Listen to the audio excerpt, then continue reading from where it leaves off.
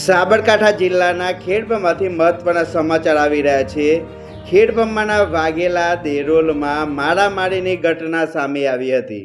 પશુ ચરાવવા બાબતે બે જૂથો વચ્ચે મારામારી થઈ હતી। આરોપી લાલાભાઈ કીકાજી રબારી તેમજ હુરાજી કીકાજી રબારી નામના બે માથાભારે તત્વો વિરુદ્ધ અવારનવાર ઝઘડા કરતા હોવાની ફરિયાદ ખેડબ્રહ્મા પોલીસ સ્ટેશનમાં નોંધાઈ છે।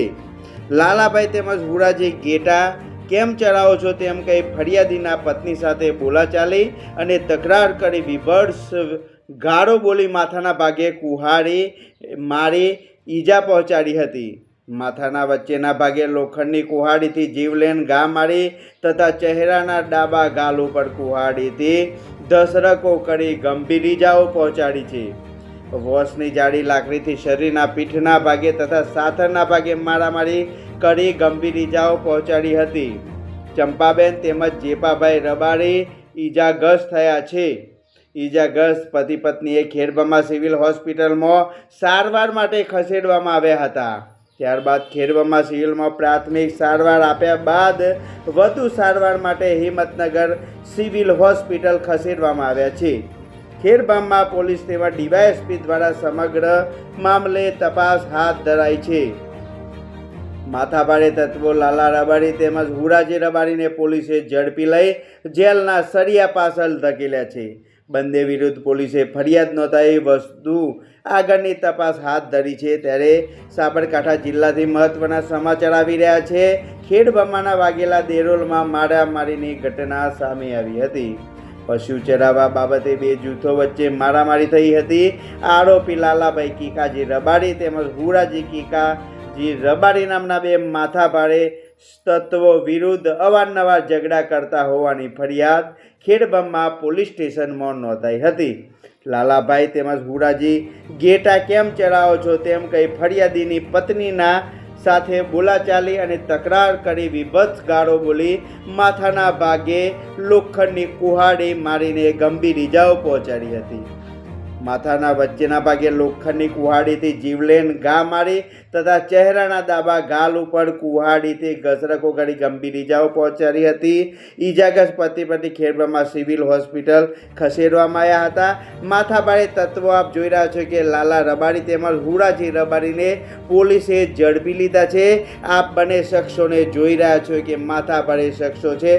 માથાભારે તત્વો લાલા રબારી અને હુરાજી રબારીને પોલીસે હું રાજેન્દ્ર બાવાણી દેરોલ વાઘેલા ગ્રામ પંચાયત સરપંચ પૂર્વ સરપંચ યુનિયન અધ્યક્ષ ખેડબ્રહ્મા તાલુકા। મારી રજૂઆત એ છે કે દેરોલ ગ્રામ પંચાયતની અંદર પરમ દિવસે સાંજના સમયે 5 થી 6 વાગ્યાના સમયે પરપ્રાંતીય માલધારીઓ જેમના માલ લઈને એમનું વરસ ટૂંકું કરવા માટે અહીંયા માલ ચરાવવા માટે આવતા હોય છે। જેવા બે ફેમિલી છે દેરોલ ગામની અંદર, વધારે ફેમિલી પણ છે, પણ એમાંના પૈકીના બે જે વ્યક્તિઓ જે છે તેઓએ એક દંપતીના ઉપર કુહાડી અને લાકડી વડે ઘા કર્યા છે એવું કહેવામાં આવે છે। અને જેને વાગ્યું છે તે અત્યારે સિવિલની અંદર એડમિટ છે અને એમને રિફર કરવામાં આવ્યા છે હિંમતનગર સિવિલની અંદર। અને જે આરોપીઓ જે છે અવારનવાર અગાઉ પણ એમને 2 થી 3 ઘટનાઓને અંજામ આપ્યું હતું।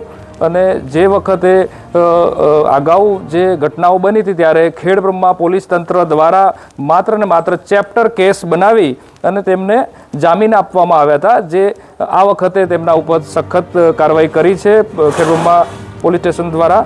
અને હું તો જનપ્રતિનિધિ સરપંચ તરીકે એક જ વાત મારી મૂકું છું કે ગામની અંદર વિસ્તારની અંદર શાંતિ રહેવી જોઈએ અને જે શાંતિ માટે પોલીસ પ્રશાસન છે સરકારશ્રી દ્વારા જે કાંઈ યોગ્ય આવા લોકો ઉપર પગલાં લેવા જોઈએ તે ચોક્કસ લેવા જોઈએ એવી જ મારી જનપ્રતિનિધિ તરીકેની માંગ છે।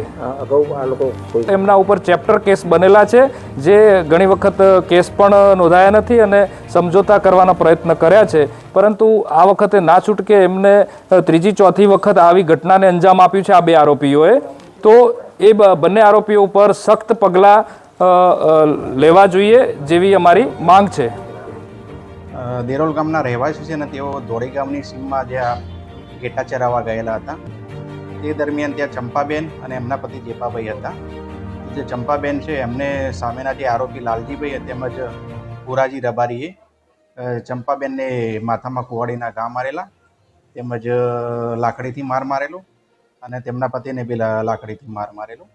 તો આ બાબતે પછી ફરિયાદ એમની લીધેલી છે અને ભારતીય ન્યાય સંહિતાની કલમ 109 મુજબ ગુનો દાખલ કર્યો છે અને હાલ આ આરોપીઓને અરેસ્ટ કર્યો છે, તેમજ કોર્ટમાં એમને રજૂ કરવાની પ્રોસેસ ચાલુ. ના, હાલમાં આરોપી વિરુદ્ધ એવું કોઈ ગુનો દાખલ થયેલ નથી અગાઉ.